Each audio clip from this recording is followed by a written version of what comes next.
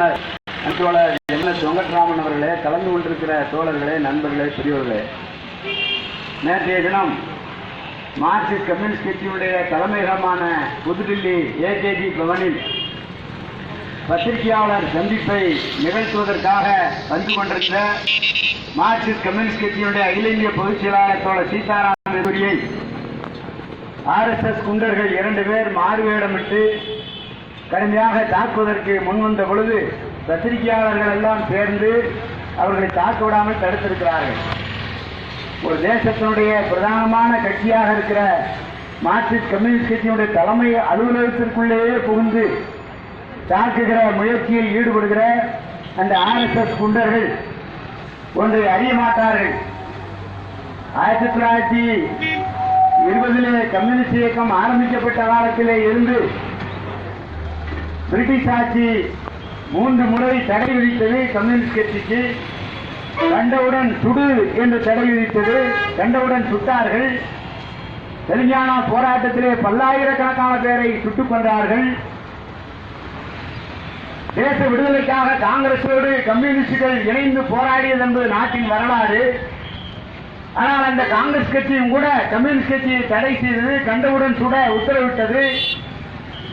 இத்தனைக்கும் மேலாக மாநில அரசுகள் பெரு முதலாளிகளுடைய ஏவலாளாக இருக்கிற மாநில ஆட்சியாளர்களுடைய தாக்குதலுக்கு, ரவுடிகளுடைய தாக்குதலுக்கு, போலீசாருடைய வரமுறையற்ற தாக்குதலுக்கு தாக்குப்பிடித்து எதிர்த்து நின்று உயிர் தியாகம் செய்து ரத்தம் சிந்தி இன்றைக்கு இந்த தேசத்திலே ஒரு வலுவான செங்கொடி இயக்கம் இருக்கிறது என்று சொன்னால் அது மார்க்சிஸ்ட் கம்யூனிஸ்ட் கட்சி என்பது மடையர்களுக்கு கூட தெரியும்.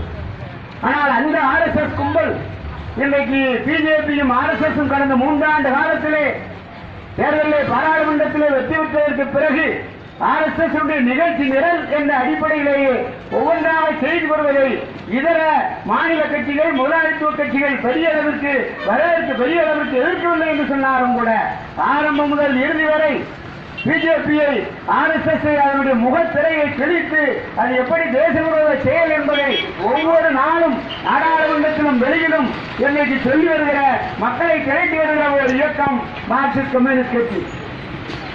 தேசப்புதா என்று வர்ணிக்கக்கூடிய கோடானு கோடி மக்களால் கடவுள் என்று வர்ணிக்கப்பட்ட அந்த மகாத்மா காந்தியை திட்டமிட்டு சுட்டுக் கொண்ட கூட்டம் தான் RSS. நேருவையும் கொள்வோம், சர்தார் வல்லபாய் படேலையும் கொள்வோம், ஆனால் அவர்கள் தப்பித்து விட்டார்கள் என்று கொப்பரித்த கூட்டம் சமீப காலத்திலே கர்நாடகத்திலே பகுத்தறிவாளர்கள் என்று பெயர் பெற்ற மிகப்பெரிய பேராசிரியர் கல்புர்கி படுகொலை செய்யப்பட்டார். அதற்கு அடுத்த ஆண்டு கோவிந்த் பன்சாரே படுகொலை செய்யப்பட்டார். இப்படி நரேந்திர தபோல்கர், இப்படி 3 மிகப்பெரிய பகுத்தறிவாளர்கள். இவர்களை கொண்டுவிட்டால் இந்தியாவிலே பகுத்தறிவு இயக்கத்தை தடை செய்ய முடியும் என்று அவர்கள் கொக்கரிக்கிறார்கள். இது பிறந்த காலத்திலே இருந்து செங்கொடி இயக்கம் வன்முறையாளர்களை, ரவுடிகளை, ஆளுகிற கட்சிகளை தடை செய்யப்பட்ட காலத்திலும் கூட தொடர்ந்து மக்களுக்காக பணியாற்றிய மகத்தான பெருமை உடைய ஒரு கட்சி. இன்றைக்கு இந்த ரவுடி கூட்டம் எப்படியும் ஒரு அகில இந்திய பொதுச் செயலாளர் அவருடைய இருப்பிடத்திற்கே சென்று மார்க்சிஸ்ட் கம்யூனிஸ்ட் கட்சியுடைய தலைமையகமான ஏகேஜி பவனுக்கே சென்று தாக்குவதற்கு துணிச்சல் வந்திருக்கிறது என்று சொன்னால் மார்க்சிஸ்ட் கம்யூனிஸ்ட் கட்சி இதை அகிம்சையாக பார்க்காது. எங்கு தேவையோ, எங்கு அவசியமோ அங்கு ஊழியர்களை, தலைவர்களை தற்காத்துக் கொள்வதற்கான நடவடிக்கைகள் எப்படி எடுப்பது என்பது எங்களுக்கு தெரியும்.